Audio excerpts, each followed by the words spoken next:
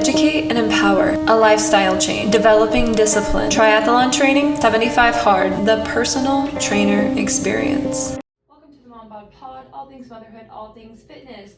This is Coach Caitlyn, and today I'm recording a Wildcard episode where I am interviewing Amelia Rodrock. Amelia, welcome to the show. Thank you. Thank you so much for having me. I'm excited to be here. Yes, of course. I'm excited to have you here. We have a lot of things that I want to talk about. Motherhood side, went through the life of being a single mom, growing through that, advancing in your career, owning your own business. So I kind of want to see like what the motherhood side of that was like when you were doing those things. Mm-hmm. And then you're also one of the only people I also know who've finished and completed 75 hard, let alone the LiveHard program, let alone an IRONMAN as well. So you've just done like really, really big things, and I want to like dive into each of them. Awesome. So a little bit about you. I know that you used to be a massage therapist. That's where like everything started. Yes. So kind of tell me like, why do you want to be a massage therapist? What drew you to that? Okay. It was right after I had my son. So I got pregnant when I was 18. So I had him when I was 19. So I was very young. And after I had him, I had been at college at KU, and then once I found out I was pregnant after the first semester, I quit going to college and just, started working, then had him, and then wasn't working, just staying at home with him. And I wanted to be able to do something where I could, have money and contribute to my family without having to work a ton of hours, but, make decent money. Mm-hmm. And so I started looking into massage therapy because this sounded interesting, and, I thought I could make decent wage, per hour, and I wouldn't have to work 40 hours a week. I could work less than that and still bring home some money. So when he was, I'm gonna say, 8-9 months old, I started going to massage school. There was one here in town, and I started, which isn't here anymore, but I started going to that part-time, and it took me, I think, a year to finish massage school. So, he's about a year and a half or so when I finished that, and then I started working, and, it was great. It did what I needed it to do for the time. Mm-hmm. It got me into the workforce, making decent money, jobs, not just working at at a restaurant or in retail, but actually helping people, because I'd always liked to help people. Mm-hmm. And got me out of the house a couple hours a day to be able to make money. Yeah. Okay. So whenever you finished massage, did you like the schooling? Did you immediately go into your own private business where you were like just a independent person, or did you go and work for another company? I went and worked for a spa for a little while. So downtown there was a holistic health spa, and so I worked that first, and then I don't know how long I worked for that. I worked for her for a while, and then I worked at a different salon for a while. Mm-hmm. And then eventually I did open my own spot downtown, and then I did that for a long time. And then I started actually working at the massage school and doing massage therapy. So I was teaching massage, mm-hmm. and then doing massage. And then, after doing massage for, 6 or 7 years, I decided it was time to just do massage part-time and do something else. It's hard on your body. I was getting tired. Doing massage. So then I started working in a doctor's office, actually the same office your mom works at. Wow. Yeah. So I worked there for a long time, just as a receptionist, and then did massage very part-time. And then I went back to school.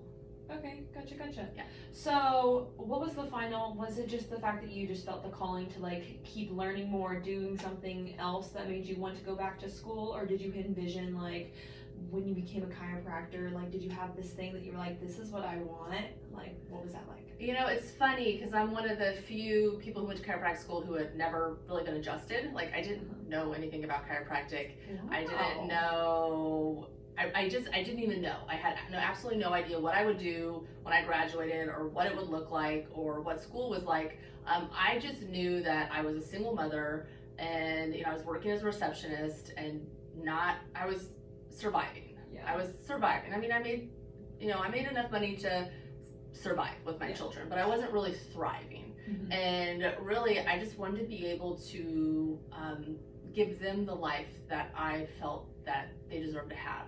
To be able to bring home money and not have to worry about, buying groceries or putting gas in the car. Which one can I do this week? Yeah. I want to be able to go on vacations. I wanted to be able to do more things with them. Mm-hmm. And it was a boyfriend I was dating at the time, actually, who was like, hey, have you ever thought about chiropractic? And I was like, well, no, because I don't even know what that is. Yeah. So I've never done this before. I don't really know. So I just started researching chiropractic, and I was like, that's actually, I think I can do that. I've been going to school on and off, so I had some credit hours, but I had to finish my bachelor's degree and then, do chiropractic school. But yeah, so it wasn't even on my radar until somebody recommended I look into it, and so I did. And I knew I like to help people, and I wanted to provide for my children. Yeah, no, that sounds like, and it does sound like a good fit for you, like with all the things that you did, because you took your massage therapist like certification, but you did so many branches like with it. I feel like body-wise, the next advanced thing would be being a chiropractor. Yeah. Like it's the same thing when I used to be a vet tech. Like it went like vet tech, and then the next thing was being a whole veterinarian. Yeah. So it seems like you. Yeah, it was a good progression. It was a very natural progression for me. Yeah. Did you also know that you wanted to own your own like chiropractic clinic? So when I first started school, I figured I would work for somebody at first, because I didn't, owning a business. Yes, I'd done a massage business, but chiropractic is a whole different thing. It's a whole different realm. So I figured I'd work for somebody right after school. But then while I was in school, I met my husband, who was a chiropractor as well. And we met at our kids' school because we were both single parents and they went to the same school. And I had on a chiropractic t-shirt. So he came up and started talking to me because he was a chiropractor, or he is a chiropractor. And so then I asked him out for coffee, and now we're married. So it wasn't really until I met him that I thought, oh, I guess I never thought about opening my own practice. Since I wasn't in the life, a lot of people who go to chiropractic school, like their mom or dad are chiropractors, or an aunt or uncle, like somebody they know is a chiropractor. So there's not a ton of people who go who are just like, I don't know, it seemed like a good idea. So most of them have some sort of family who's a chiropractor. So yeah, I didn't know anything about opening a practice or even work. I didn't know how it worked. I just assumed it was kind of like medicine, like medical doctors, and you go work at a hospital, or you go work with a group, or something like that. I just assumed it was kind of similar. It's not at all. Like most chiropractors open their own practice. Yeah, I mean, there's definitely like a difference between like medical doctors and chiropractor, and you guys have like a very different way of like practicing medicine as well. So that was one thing I kind of wanted to talk about, was like there's sometimes like a stigma, like the medical side will almost have a stigma sometimes toward the chiropractic side. Why is that? Well, this would be a whole separate podcast, but so there is a lot. So chiropractic has been around for very long. Gosh, what was the year? 1895. So 1895 when chiropractic was discovered. It's something like that. So it hasn't been around that long. And so like the roots of chiropractic are kind of interesting. Like the guy who discovered it, D.D. Palmer, he was a magnetic healer and discovered chiropractic. So he was kind of a woo-woo, guy. But if you really look at the roots of medicine, like it's the same way. I mean, everything, and everything progresses when you learn more.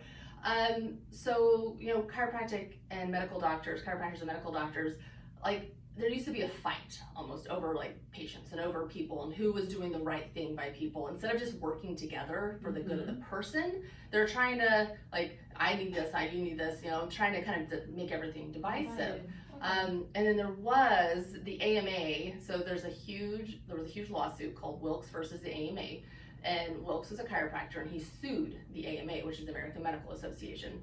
And through the course of the lawsuit, which wasn't settled until the 80s, I think, it came out that the AMA was trying to squash the chiropractic practice. Like if a medical doctor associated with a chiropractor, they would get kicked out of hospitals.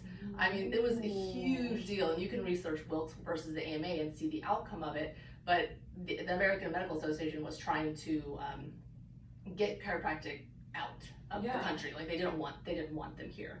So there's always been, and I pick up that feel.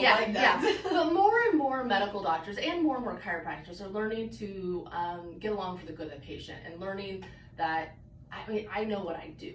Like I adjust the spine. Like I evaluate the spine. I find the spots that aren't moving very, very well. I put motion into the spine. I help the nervous system. There's a lot of things I don't do. I don't work with medication. I don't do surgeries. I don't, there's so much that I don't do. And if somebody comes in and I take an x-ray and I'm like, oh, like you have a tumor on your spine or whatever. I mean, of course I'm not gonna be like, well, let's see if I can adjust that away. Let's, no, we need to send you somewhere else. Okay. And so it's getting better. It's getting better. There's Yeah. still, I still have patients come in and was like, my medical doctor told me not to see you. I'm like, I know, it's okay. It's okay. You can keep seeing me. I'm not going to hurt you. So Yeah. No, It's just- I definitely picked up that. it's vibe. just not educating. And it's partially our fault for not educating people correctly and not educating medical doctors correctly. So Yeah. No, I also run into that with like my personal training clients. They'll be like, oh, my hip hurts or my lower back hurts or this hurts. And I'll be like, have you gone and seen a chiropractor? They're like, no, I went and saw my doctor. And I was like, and they were gonna send me to physical therapy. And I was like, something as much as like sometimes people with sciatic nerve will be like, are you sure you don't just like want to go like get adjusted real quick and like see if that can help? see if it helps. Yeah. Because for me personally, like that is what helps me more. Like if I have like her body parts or joints, going and seeing a chiropractor has always just helped me in the long run so much more than if I went to a medical doctor and rested and took muscle relaxers. Yeah. Well, and that's what medical doctors most of them don't really know what to do with pain. So it's muscle relaxers, it's pain meds, it's rest. Yeah. And that's, I mean, it works. Yeah, but sometimes we need to figure out the root of the problem. Yeah. So And I does feel it keep like coming being back? a chiropractor allows me to like get to working faster. Like I came and just got adjusted because like I had to go to work the next day. Yep. So I like that a lot. All right, so then we mentioned a little bit about the single mom life, and I want you to try to pinpoint one thing that you just found the hardest in being a single mom. There's a lot hard with being a single mom, as you know. Yes. But probably one of the hardest things is like being the only one. You know, like when your kids wake up at night, you're the one. When it's time for dinner, you're the one. When it's time for bath time, you're the one. Like not having that support system or not having that help in the house to just give you a break or give you, make it so you can go have a cup of coffee and read a book, or you can go take a bath and have a glass of wine without, kids running in and out and needing you and all this stuff. I mean, there were so many nights that I would fall asleep on the couch when we were watching TV, and my kids would have to wake me up to put them to bed because I was so tired just from being the only one, that I would fall asleep, and they'd be like, hey mom, it's time for bed. Yeah. Well, yes, it is time for bed. Yeah. So I think that was probably the hardest thing. Was it worth it? Of course.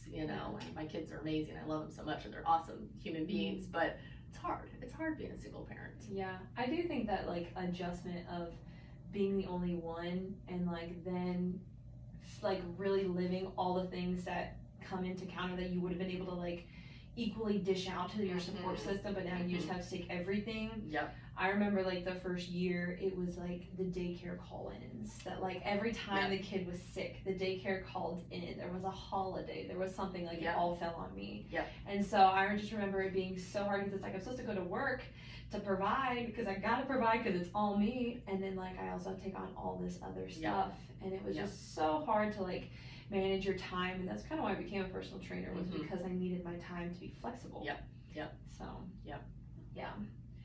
All right, then let's see. What's something that you remember, an experience or a feeling, and this may be triggered also by being a new grandma now. Yeah. What's like a feeling you remember when you became a new mom? I was thinking about that, and I think just wonder, you're just like, oh my God, like just awe, like I made this human, and it just came out of me, and it's just this experience that I didn't know that I needed, like almost having a why that, you're gonna be all emotional. Yeah. Like having a why that you didn't have before your child, because when it's just you live for you, and you're young and you do whatever you want, and now you have this little baby, and like they're your world, like they're everything. And so like you said, I'm a new grandma. I'm gonna be lolly.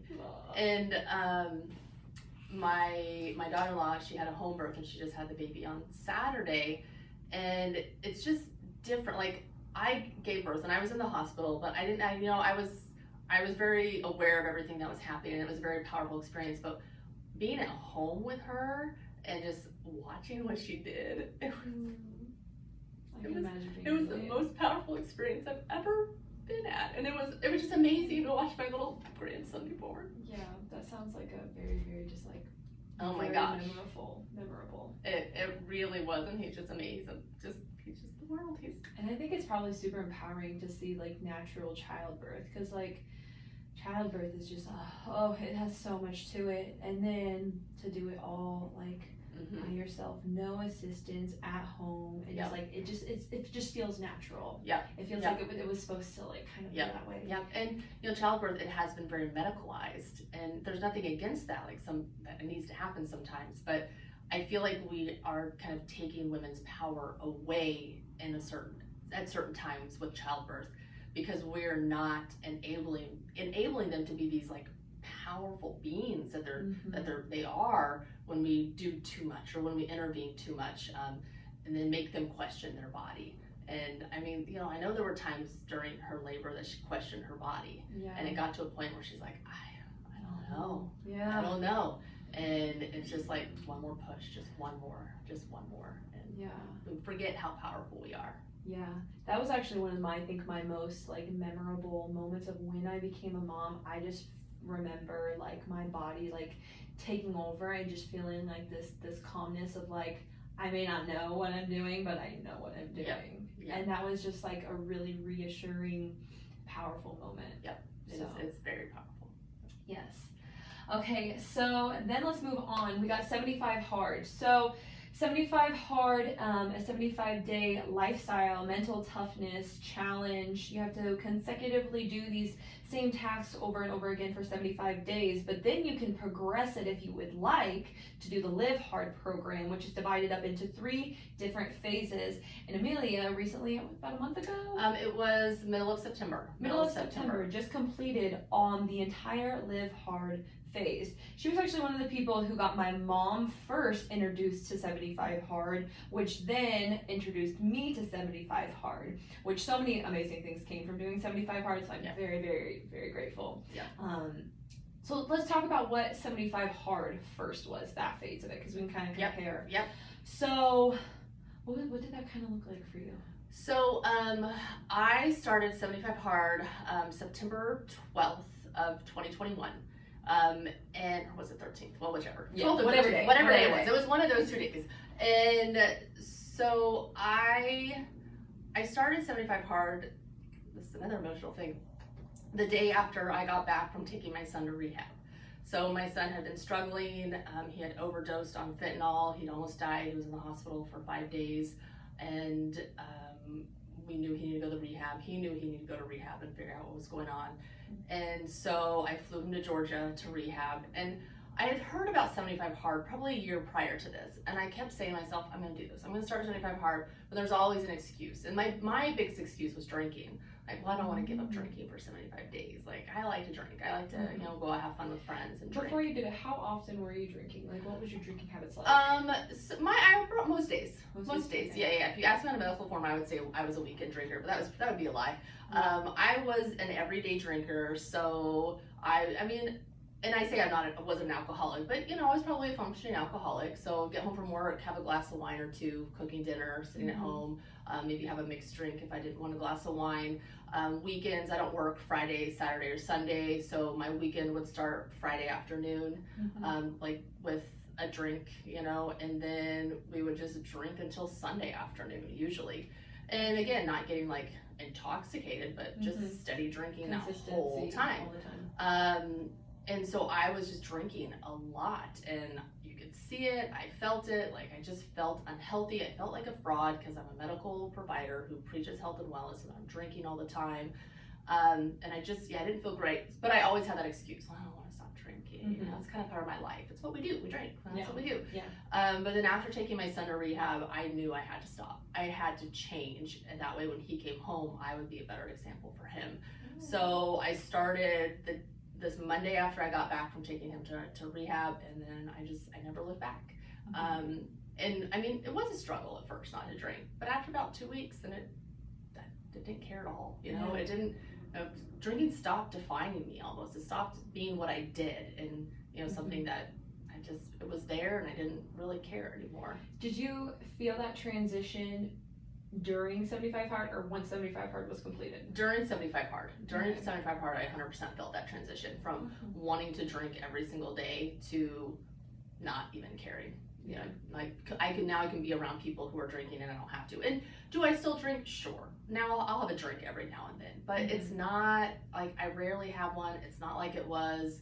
I don't drink all the time anymore. It's just like, maybe I'll have one cocktail or one drink when I'm out, but that's about it. That's about it. I experienced the same thing with drinking. I didn't drink as consistently, but I drank and I would only get fucked up. If I wasn't drinking, I was fine, but if I drank, I was done. I would do that probably 2 times a week. And it was always just like, I realized before I did 75 hard, all I did was surround myself with people who drank and used it to basically smother their emotions or be the only excitement that was in their life. And when I did 75 hard, I really realized that I put myself in that position. And if I just, backed off of it, I was like, wow, like there's so much more out here. And I was able to regulate my alcohol. Like now that I'm not on 75 hard, I do drink, but I don't crave getting drunk. I don't have this feeling that I need to drink this entire bottle of wine because I just had such a bad day. I don't have that anymore. So that's really nice. It is really nice. So that was probably the biggest thing for me, was just getting alcohol out of my life like that. And then of course eating healthy all the time was a huge bonus. During 75 hard, the first 75 days, I probably lost 20 pounds or so. I probably lost about 20 pounds or so. I'd have to do the math, but it was something like that. And then in November, my last day of 75 hard was November 26th, because my birthday was the 27th, so it was the day before my birthday. And it was probably sometime early November that I decided I was going to do an Ironman. I'm going to do an Ironman.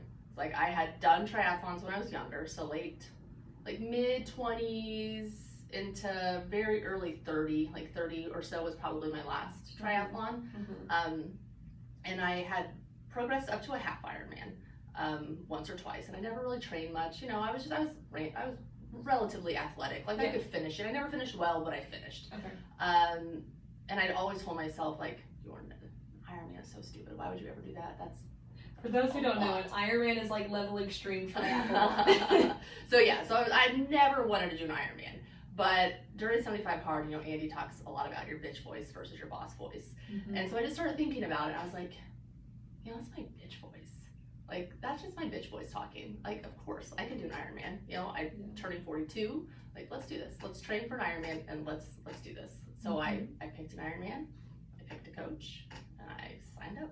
That's awesome. That's awesome. So from the point of when you signed up, how much time did you have to train for? About 10 months. So I trained for about 10 months, which is, it's a good amount of time, but for an Ironman, it's not a long time. Some people train for, a couple of years for an Ironman before they do it.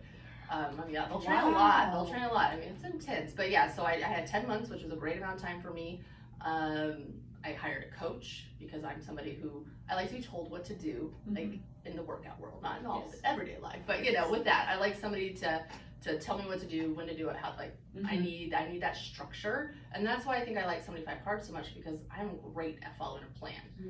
I have a plan, I know what I need to do, and that's beautiful. And I can do it. If I don't have it, I'm just I don't know where to put my hands. I have nothing. That's something I've been experieing since I'm not doing 75 hard. I'm all right, I used to get so much stuff done. I know. Now I'm not. I know. Yep. That was a great part of 75 hard, because it moves you along. Okay, so you trained for 10 months for your Ironman. Hired a coach and all that. Okay, so let's talk about the parameters of what an Ironman are. So first you start with a swim. Yep, so an Ironman is a 2.4 mile swim, and then it is a 112 mile bike, and then it is a 26.2 mile run. All done back to back. Everybody would say, how many days do you have to do that? I'm well, just one. Yeah. I think the cutoff is 16 and a half hours, so I have 16 and a half hours to get this done. So you have one day, back to back. You swim, then you bike, then you run. Yes, there is no stopping. There's no stopping. Okay, so you followed your 10-month program and you followed it with the LiveHard program. I did, yes. So, so I started training with my coach probably December-ish, something like that. So whenever it was, something like December. And then I did, let's see, I'm trying to think when I started phase 1. So then I started phase 1 January 1st. So I took the whole month of December off of 75 hard. Yeah, because you can have 30 days in between one phase to another phase. Yeah. So you can take that time off. So I took December off, and then I started January 1st with phase 1. So I did that for 30 days. While I started my early triathlon training, which is more like building a base. Because honestly, when I first started this, I couldn't run a mile without stopping. I mean, I could run a mile, but I would walk part of it. Like I wouldn't just run a mile.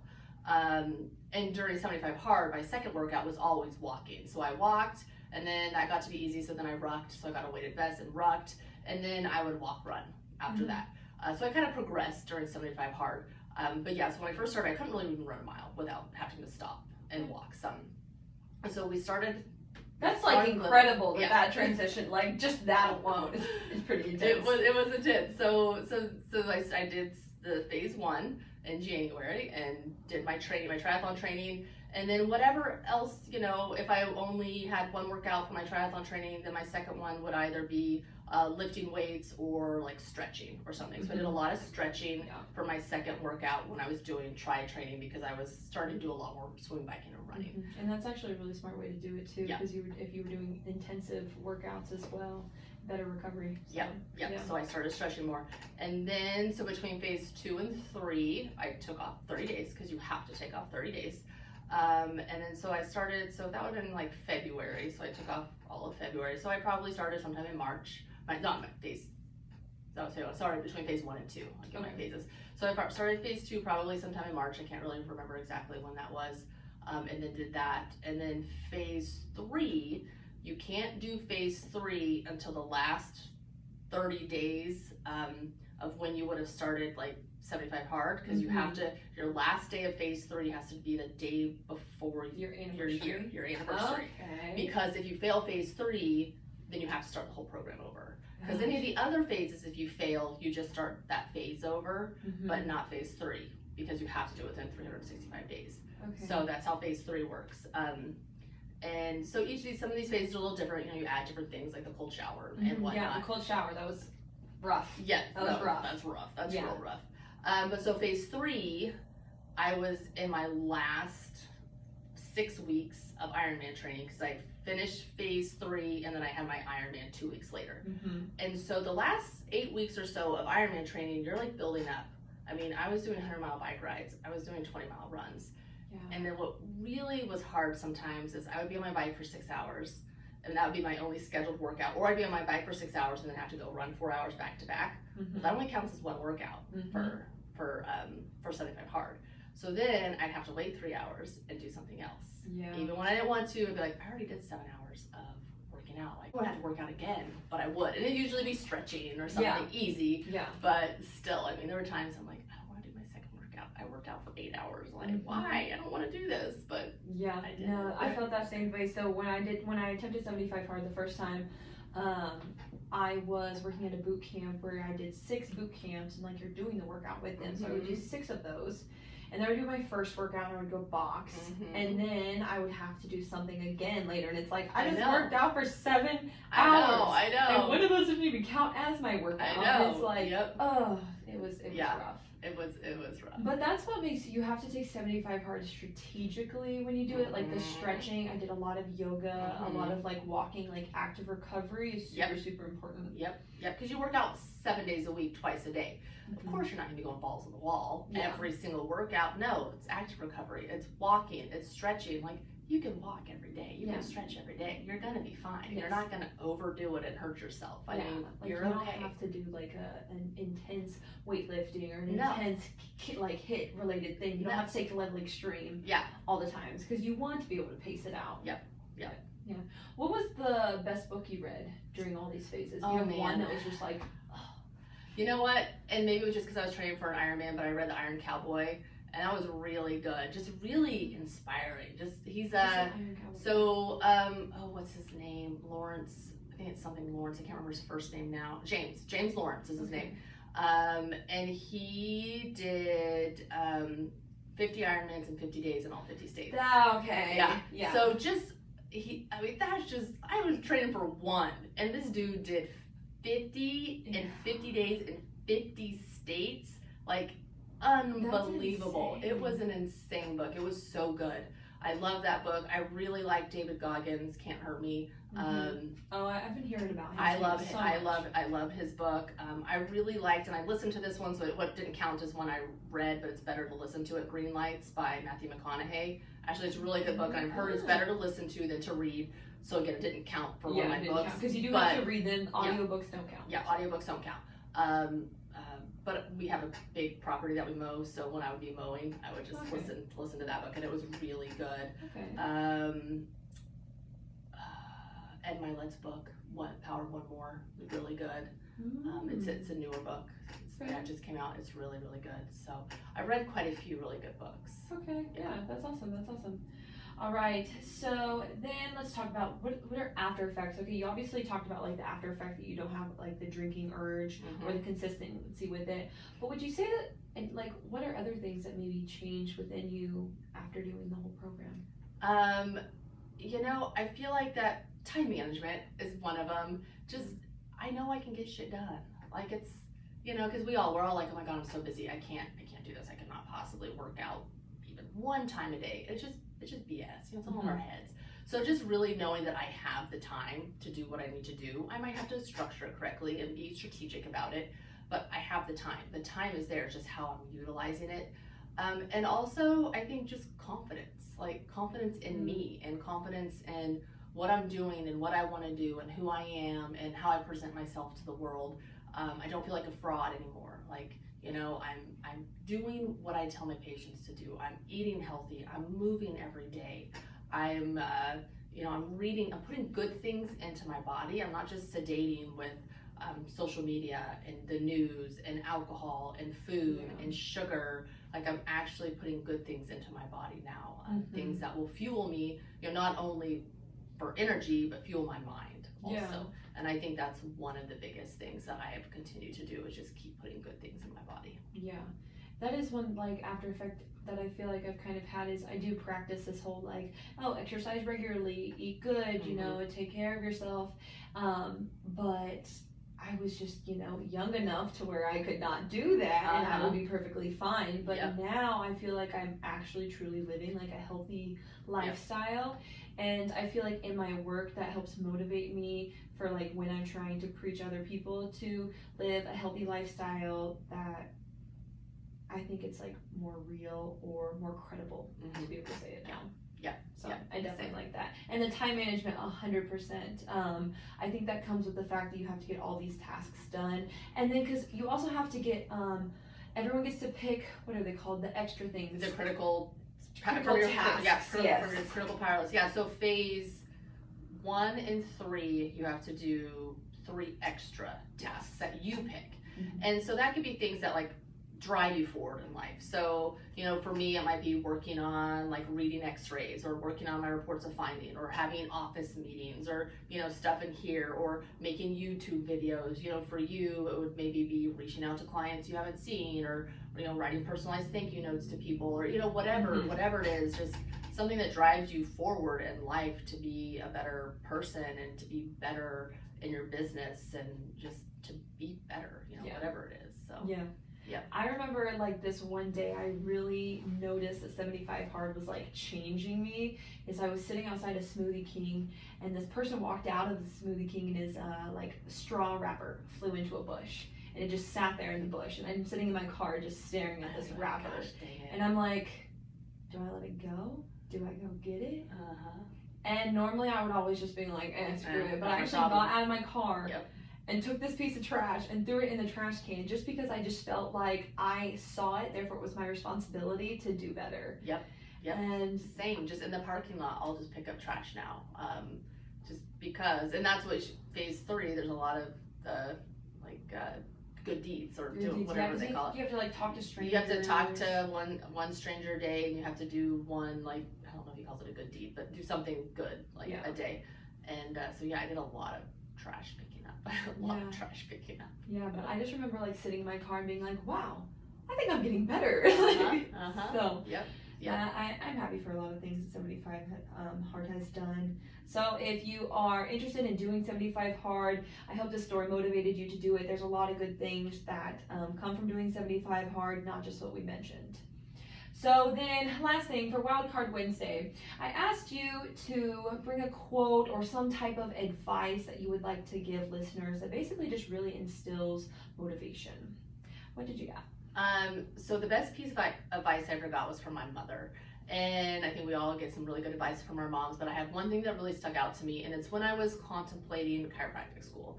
So chiropractic school it's long. I mean, it's a doctorate program. It's 3.5 to 4 years, depending on how fast you do it. But I still had a year of prerequisites I needed to do, so it was gonna take me 5 years to do my prerequisites and then to get through chiropractic school. I remember when I was looking at this, I told her, I was like, God, Mom, it's 5 years. I'm like, I don't know if I want to go to school for 5 years. I mean, that sounds terrible. And she's like, Amelia, 5 years are gonna come and 5 years are gonna go. Like, what are you gonna be doing with your life? Are you gonna be stuck where you are right now, like barely surviving, barely providing for your children, or are you gonna be a chiropractor? Are you gonna be through school and are you gonna be a chiropractor? And so, I love that because, I mean, that's how it is. We look at anything in our life, 75 hard. I mean, I didn't do it for like a year because I was like, oh, it's 75 days. Yeah. But 75 days are gonna come and go. Like, what are you gonna do in those 75 days? Are you gonna do something that could change your life? Or are you gonna be stuck in the same cycle, in the same depression, in the same body, in the same mental state that you are because you're too scared to take that first step? So I really feel like that advice has like stayed with me for the last, I don't know, 15 years or so now. Yeah, no, I like that advice. Like, it definitely, you think of like a changed perspective. Like, no, I like that. That's a good one. That's a good one. That's the advice I forgot.